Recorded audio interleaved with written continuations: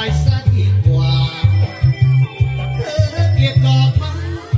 ข้างทางเป็นบางเวลาไม่เอกจริงจังหรอกนะแค่ตื่นที่มาให้มีสีสันถนนกลับบ้านจะเป็นเส้นตรงไม่เคยลงทางอาจมีนาทีว่าออกดอกทางที่เธอไว้ฟังแต่บนที่เธอที่ทายทำถึงลำพันเธอยังเป็นคนสำคัญ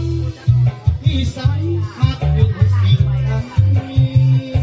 ไม่ได้นอกใจแต่หากำไรนิดหน่อยอยากมีเมียน้อ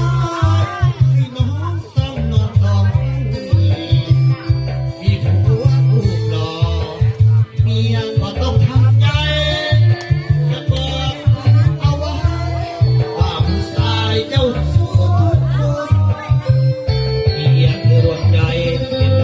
กที่วันคือขวัญสีวันเจ้าประทุนจุดนี้ว่าจะดีเป็นสีกำมล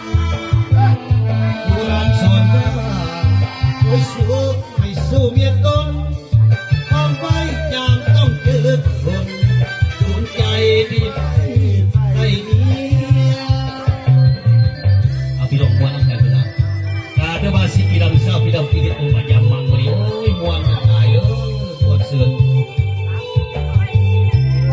เดี๋ยวมาหักกันแข่งกันเนี่ย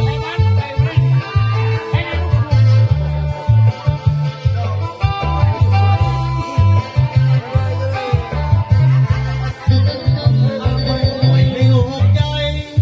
แต่หากำไรนิดหน่อยคิดจะมีเมียน้อย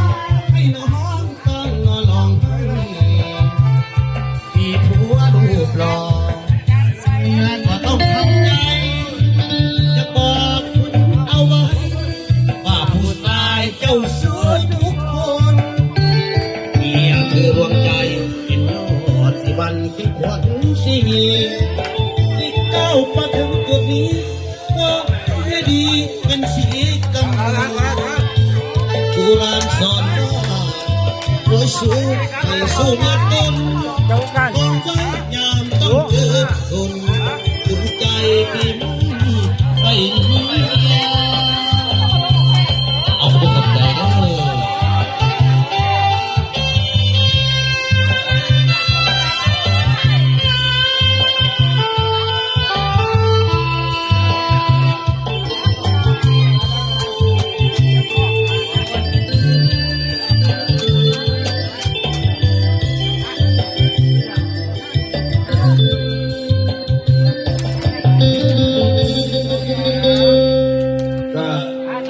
ก็ขอบใจกับพี่กับน้องเมื่อ